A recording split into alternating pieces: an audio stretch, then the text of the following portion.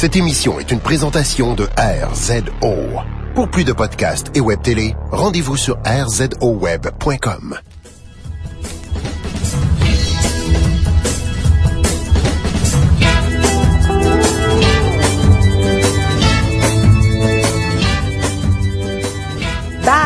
Bayou, c'est ça dans la tête. Bienvenue chez nous. Oui, c'est pas l'épisode Bayou, mais l'épisode Blitz de Trois-Bières. Alors, c'est ça, dans l'épisode Blitz, on pige des sujets rapidement, en succession. On parle de vos sujets que vous nous avez envoyés le temps d'une bière. Et c'est ça, on en parle du texte en nous tente. Alors, Gabriel, je t'invite à piger le premier sujet du Blitz.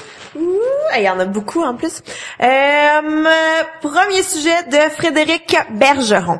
Quel vieux film classique vous tripiez quand vous étiez jeune, mais que vous avez revu récemment et que finalement c'est de la merde comme film?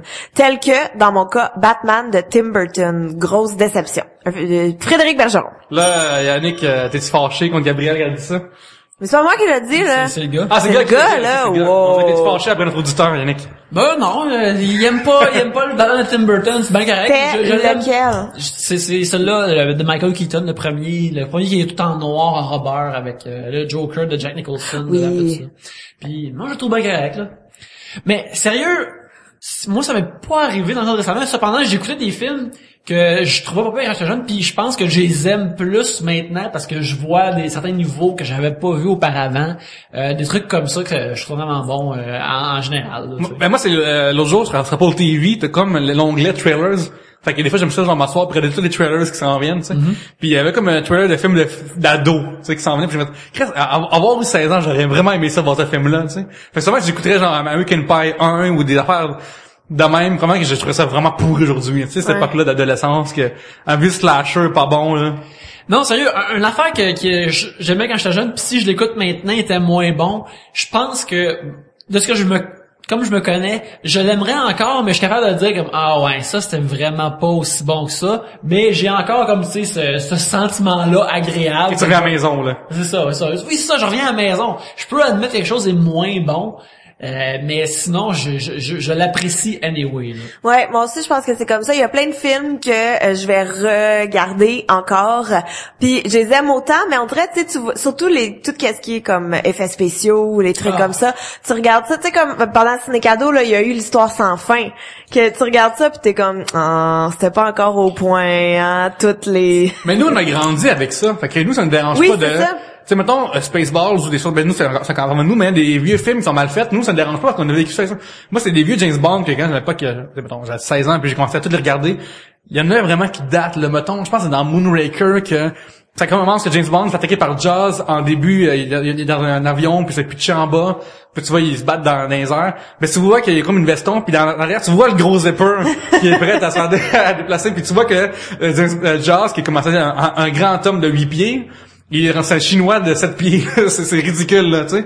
Mais nous, on est capable de faire abstraction de ça. Nous, on est capable de faire comme, hey, c'est pas grave que le premier reboot, il était cool, mais pas tant que ça en 2013, tu sais. Ouais, c'est ça, tu sais, moi, quand je vois des vieux films pis que les effets spéciaux sont pas autant, entre guillemets, réalistes que maintenant, ça me dérange pas parce que moi, ce que je vois plutôt, c'est, ok, c'est des mains humaines qui ont fait ça, c'est pas un ordinateur qui a fait ça. Ouais. Et je trouve qu'il y a une valeur là-dedans, il y a quelque chose de vraiment nice, puis il y a quelque chose de vraiment bien réussi et d'important à voir. J'ai écouté récemment le Wizard of Oz, Machin d'Oz récemment, puis le vieux, là? Le vieux, ouais, moi j'aime bien gros, puis le fait que les décors sont tous en main, là, sont tous vrais, ça m'a fait capoter. Que tous les extras, ils ont rangé sont vraiment plein là, de nains, c'est des vraies personnes, tu sais, ça m'a capoté, qui ont vraiment mis l'effort, tu sais. Ou quand j'écoutais Singing the Rains, que après certains numéros, il y a tellement épulé, les gars se commençaient à l'hôpital, tu sais, pas la même, c'est vraiment intense, là. C'est pas, il y a une valeur à faire pour vrai, tu sais. Oui, c'est ça, il y a tu vois un travail humain dans la chose qui est vraiment comme inspirant puis qui est super cool. Tu sais, il y a un moment donné, il y a une couple d'années de ça, là, peut-être 5 ans ou plus, il avait vendu le film Hung Back, comme disant qu'il n'y a aucun effet spécial dedans, genre un film d'action thaïlandais. Oui, c'est vrai. Puis je l'ai écouté puis j'ai vraiment capoté, genre, sachant que c'est pas vrai.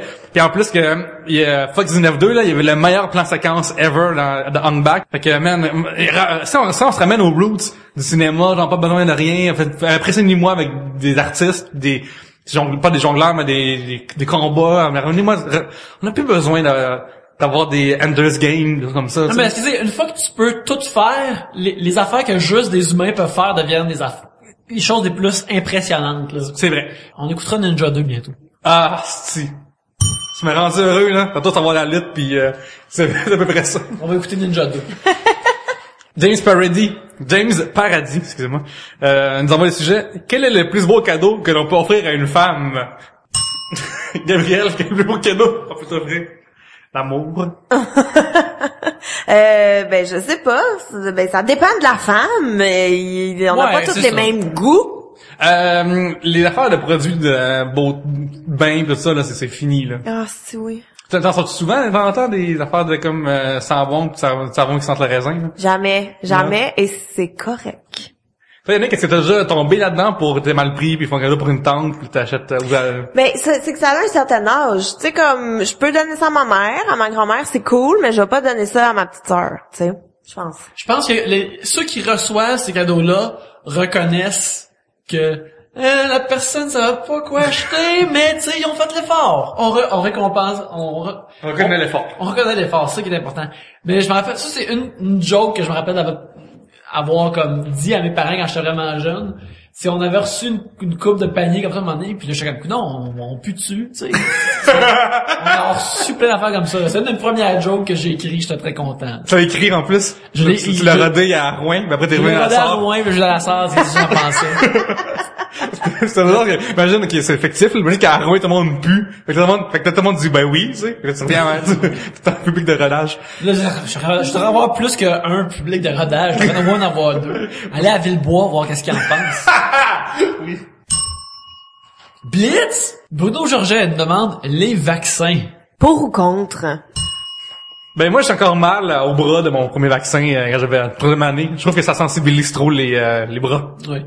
Moi, je me suis fait vacciner pour le H1N1, là, une couple d'années, puis j'ai été tellement malade, c'est normal. Ou j'ai eu la H1N1. Après m'être fait vacciner. C'est supposé te inoculer contre une maladie, fait que t'as donné comme une petite parcelle afin que ton corps devienne le plus fort contre. Un vaccin, c'est pas comme tu flippes une switch puis soudainement t'es invulnérable à l'affaire. Ça te le donne en petite partie ton corps le bat pis t'es supposé être invulnérable contre ça par la suite. Ben en tout cas j'ai été malade.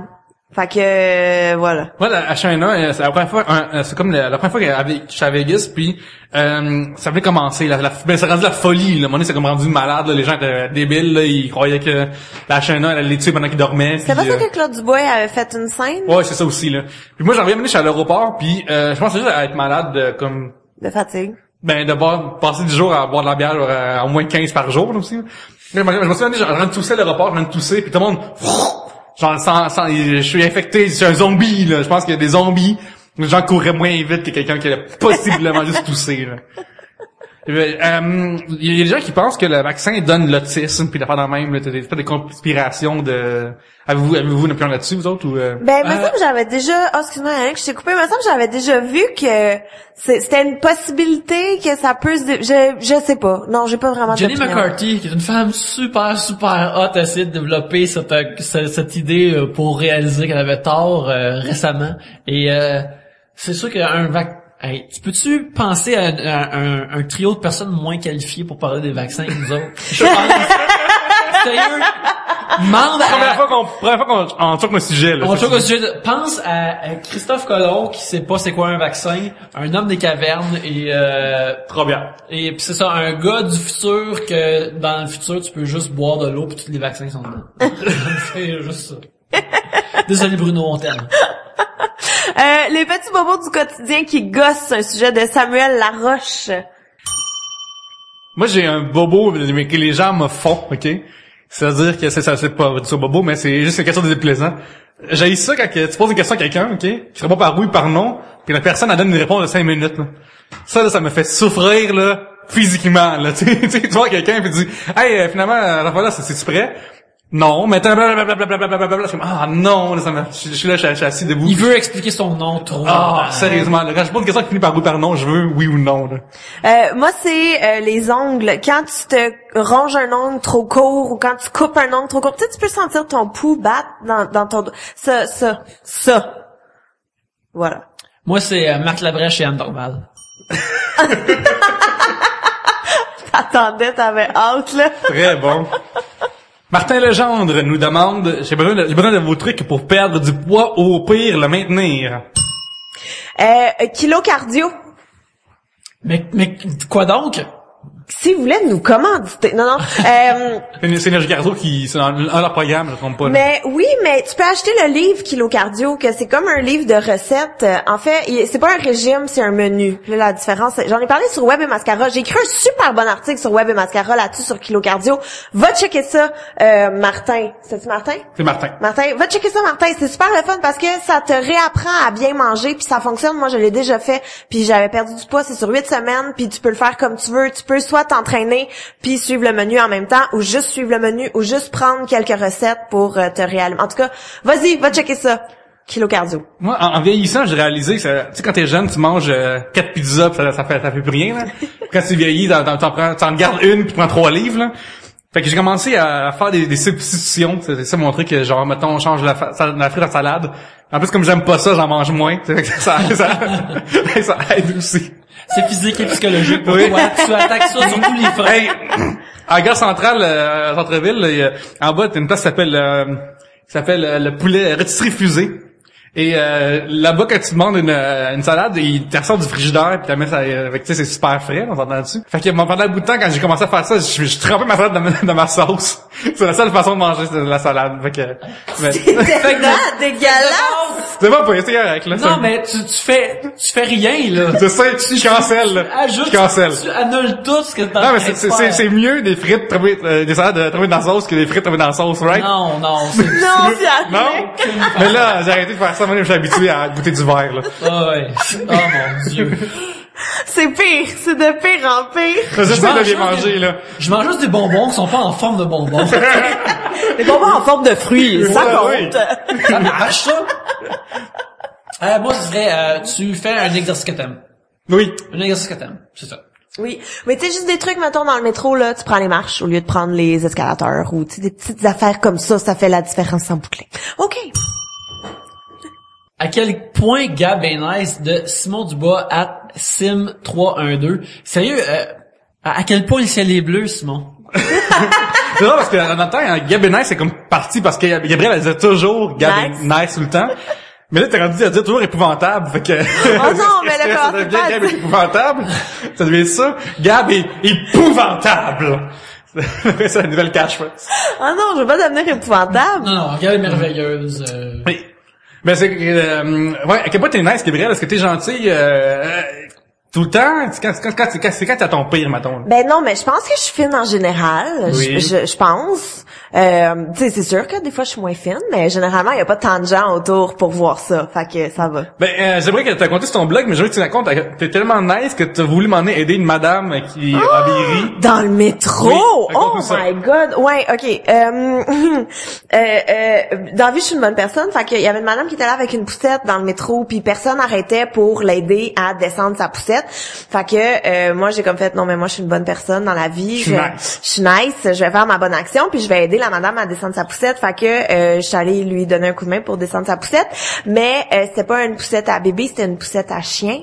Puis je me suis comme sentie sale d'aider la madame à descendre sa poussette à chien, parce que y a rien d'envie que je juge plus que les gens qui traitent leurs chiens comme des enfants. T'as clairement une carence quelque part qui fait que t'habilles ton chien, tu l'appelles ton bébé, puis tu le promènes dans une carte. Non. Moi, quand je vois comme un chien qui a comme un manteau d'hiver, là, je sais pas qu'est-ce que j'ai envie de plus kicker entre le chien ou le propriétaire. Mais c'est pas la faute du chien. Le chien s'est pas levé le matin en mais il est disant, pas plaisant à regarder non plus, là. j'ai frette, mets-moi mon petit coat. Sais-tu quoi? Je pensais ça avant, mais durant notre vague de froid plus récente là, qu'on a eu, qui faisait comme moins 30 à chaque jour, là, puis je voyais du monde qui prenait leur chien, puis leur chien avait un petit coach, j'étais comme, sais-tu quoi? Oui. Fallait le courir dans chez vous, c'est ce que je faisais, moi, je t'envoie la balle dans le fond du couloir, puis il te la ramène pendant comme une demi-heure, là. Ben, regarde, je sais pas la vie de ces gens-là, puis comment ils font faire caca à leur chien, pis tout ça, là, mais bref, ils faisaient promener leur chien, il y avait des petites pantoufles, puis il y avait un coat, puis c'est la première fois que j'haïssais pas des chiens habillés de vue, là. Ça, je suis d'accord, quand même.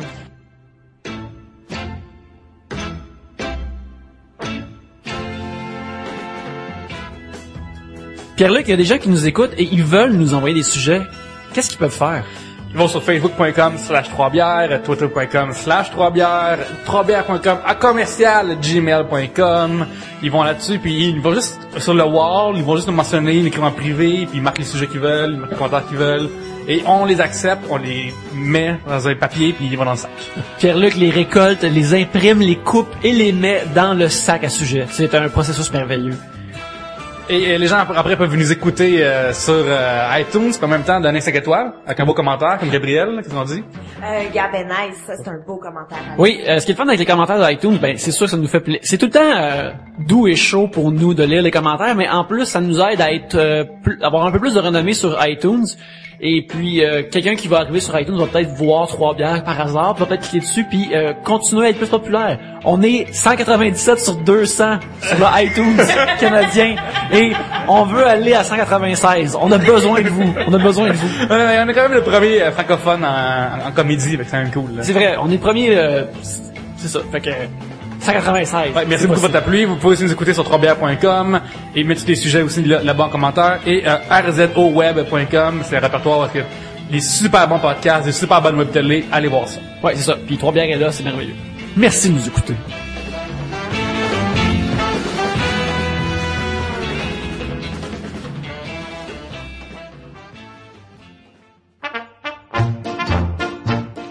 Pierre-Luc, il y a une nouvelle façon de pouvoir aider 3 bières facilement. Oui, c'est simple. C'est les gens qui vont sur Amazon.com. Déjà, ben, on vous remercie en passant par notre lien sur 3bières.com. Mais maintenant, c'est juste si simple que ça. Tu fais 3bières.com/Amazon.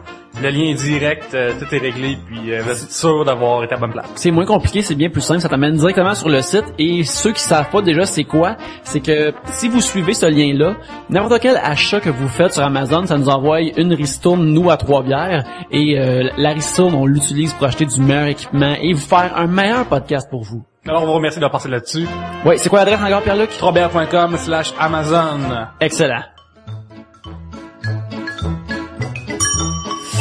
Les gens qui marchent avec des bâtons de marche en pleine ville. Un sujet de Vicky Langlois. @Vicky_Langlois. Ça, c'est drôle. Ce que je trouve drôle, c'est les gens qui vont leur jogging pis ils joggent sur place, genre, mais vraiment mollement à lumière rouge. Mais tu sais, ils font juste semblant de marcher sur... Ils courent, tu sais. Puis à un moment donné, à la lumière rouge, ils vont juste marcher. Tu sais, ils font pas leur jogging comme faut. Non, faut que tu continues à jogger, là. Oui, tu maintiens pas ton rythme en faisant ça. Non. Je call bullshit, Pierre-Luc. Oui. non, mais tu sais, quelqu'un qui joguait qui continue à jogger sur place, tu sais, c'est nice, on a vu ça dans l'enfant forme. Mais genre, quand tu continues déjà à marcher mollement, là, je suis comme, ok, là, retourne chez vous, là. Non, mais le bâton de marche ici, moi, ça m'impressionne. Pourquoi? Ce sera ma première question. Pourquoi? Je pense, là, si quelqu'un a un bâton de marche en ville, c'est généralement une personne vraiment plus vieille ou une personne qui a de l'embonpoint et que ça l'aide à travers son périple de déplacement. On parle de canne rendu là, on parle pas de bâton de marche. C'est une grande canne. C'est une canne qui est pas curvée au bout en haut, là, tu sais. Avez-vous le même jugement que moi j'ai envers les gens qui font leur vélo à Montréal avec leur soute de vélo, genre de espèce de spandex, tout ça? Chaque fois que je me dis ça, je suis comme franchement arrêté. Chaque 30 secondes, t'as une lumière rouge, là. Ouais. Fait que c'est pas vrai, là. Mais peut-être que je juge beaucoup, mais tu sais, bravo, t'as une passion, tu tiens ça à cœur, c'est nice. Non, mais moi, ce que je juge, c'est que c'est ce genre-là qui sont avec leur vélo à fucking 2000$, là, pis là, je suis en Bixi pis je dépasse, là. Non, mais moi, ce que je juge plus, c'est ceux qui arrêtent à une lumière puis qui débarquent pas de leur pédale. Ça, tu sais, comme qui restent en équilibre, en fait, ça, je juge ça vraiment. Après, mais tu sais, genre, des fois, tu vois les cyclistes qui mettent la main sur le char à côté, là. Ouais. Pis pour avoir déjà eu un char, c'est vraiment une bière sorte de bruit privé, là. c'est niaiseux, mais c'est fucking fatigant quelqu'un qui met ta main sur ton char, ta propriété. Qui vaut plus cher que son vélo, en plus, là. Ouais. Puis toi, t'as-tu ton suit de jogging, Yannick, pour ton marathon, tout ça, là? Ben oui. C'est un marathon? Ben, j'ai pas fait de marathon cette année, mais je vais en faire un l'année prochaine. Je vais pas en faire un demi l'an prochain. Et puis, ben, tu sais. Est-ce que tu cours avec ça, quand ton suit de spandex, sur le Ben, je pense juste du spandex, je suis pas le crime, Pierre-Luc. Le reste du temps, c'est du coton ouaté. Non, mais j'ai du linge de gym, puis c'est le même linge quand je cours. As-tu des protèges mamelons quand tu fais le marathon? Non, mais c'est du quoi, T'en fais en acier, fait que c'est correct. Mais c'est quoi quand j'ai couru ma blonde a fait un demi-marathon l'année passée. Avant qu'elle fasse, on a couru comme 15 km ensemble et vers la fin de 15 km, j'ai commencé à percevoir l'utilité du protège-mamelon. Je ne pensais pas que ça allait m'arriver un moment donné, mais je l'ai ressenti et là j'ai fait, je vois l'utilité. Je pense que j'ai la personne. Je le ressens parce que ça commençait à être chaud d'une façon pas agréable sur mon chest. Sur 2 places de mon chest, plus exactement la place de mes mamelons. C'était pas agréable. Fait que soudainement, je voyais à quoi ça servait. Est-ce que c'est les hommes qui portent ça ou les femmes qui sont assez padées leur brassière de sport? Non, parce que les femmes portent des brassières. De sport, sont correctes. Ouais. Non, les hommes ont besoin. Fait que tu les as achetés ou ça arrivera? Ça c'est arrive un pas jour? juste des plasters que tu te mets ces mamelons? Je sais pas comment ça fonctionne. Je pense que c'est une affaire adhésive. Tu devrais t'acheter, tu sais, comme là, les cache-scènes danseuses. Ah oui, tu sais, tu devrais avoir comme des étoiles avec du bling puis des petits...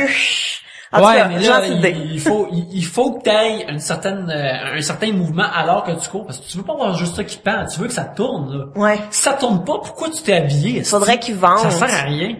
Alors, il faut que tu te fies à la météo, ça donne rien encore. Plus, il faut que tu puisses le réussir toi-même, Gabriel.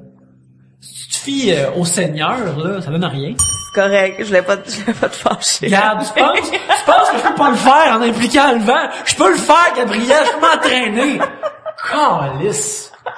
Yann Raymond envoie le sujet. Acheter des condoms, acheter des produits un peu honteux.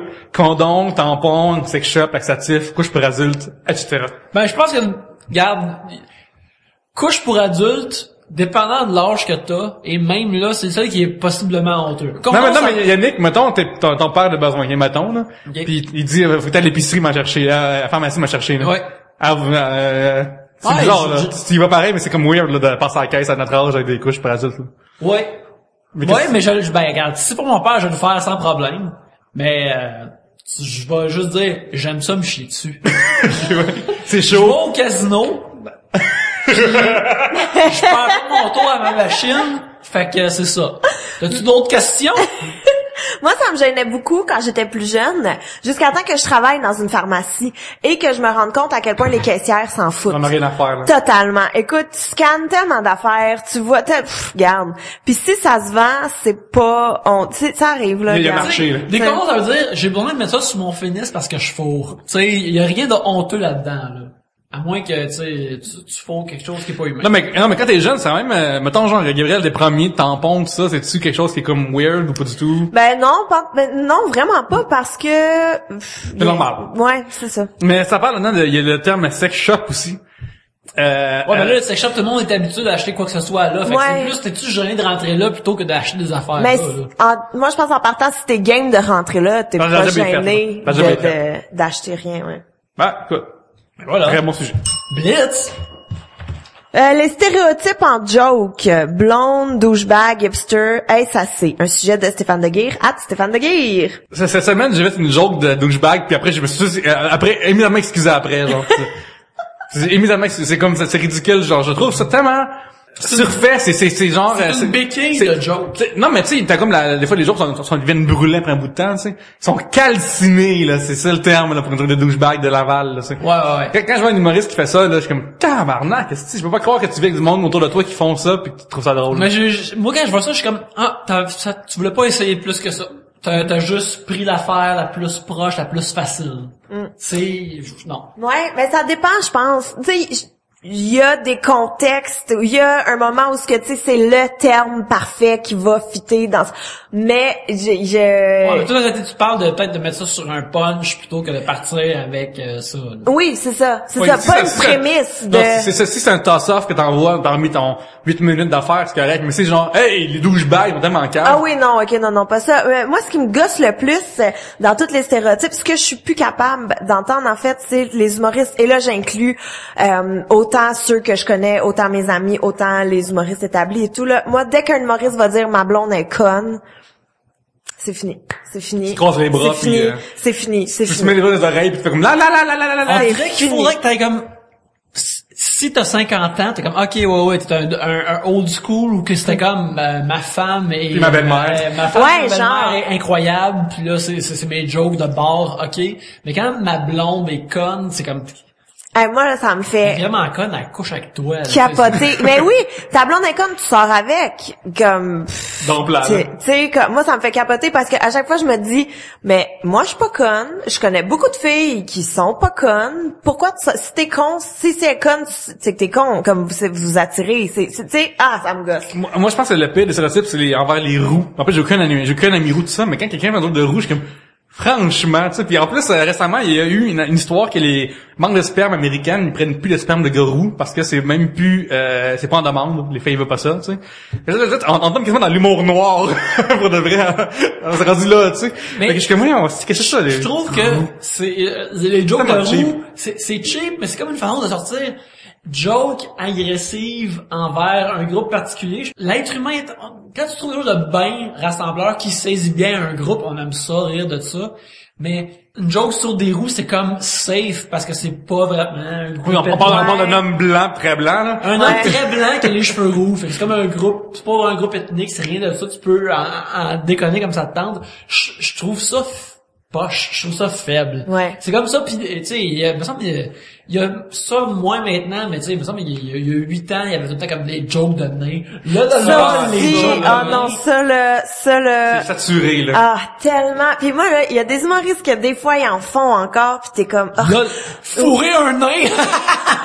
Mais ça va arriver des fois, mettons, ok, moi si je me mets en mode écriture, là, mettons j'écris une joke, j'écris un texte ou n'importe quoi, puis il manque un punch, puis, fait, tu sais, mettons je vais juste écrire fait qu'il était roux, mais sachant très bien qu'il me manque un punch là, mais je l'ai juste mis en attendant pour, tu sais, quand je vais repasser dessus, ça va paraître que là j'en ai besoin, mais jamais j'irai sur scène faire comme, fait, tu sais, je sais pas, à chaque fois quand j'entends un humoriste faire ça, je fais comme, t'as pas pensé 2 fois, t'as pas retravaillé ton texte. Ce qui m'a capoté, c'est que, on n'aimera pas de nom, mais tu vas savoir qui je parle. Il y a un humoriste que lui, il parle à un moment donné au Grand Rire de Québec, fait qu'on grand rit beaucoup. Puis, il est derrière. Puis, il y en a, il raconte que dans ses mentales, ça serait de voir un nain qui passe pour faire des fuck you, tu sais. Puis là, la foule, elle s'éclate, elle capote, tu sais. Puis 2 secondes après, il y a un nain qui passe derrière puis il fait des fuck you. Puis là, je suis comme, franchement, là, si là, ok. Peut-être qu'on est juste 3 comédie nerds qui sont comme, plus, pas éduqué, mais genre baigne pas dans l'humour. Non, mais qui questionne plus, c'est quoi, qui font rire puis comment que les jokes marchent. Parce que tu sais, la foule capotait là de. Mais c'est peut-être un truc d'âge aussi. Tu sais, je sais pas, peut-être c'est plus. Moi, je qualifie et ma mère haït ça quand je fais ça à chaque fois, mais je pense sincèrement qu'il y a un humour baby boomer. Oui. Tu sais, mettons revue et corrigée. Moi, dans ma tête, c'est baby boomer. Tu sais, c'est l'exemple parfait. L'expression revue et corrigée devrait être revue et corrigée. Là. Ouais.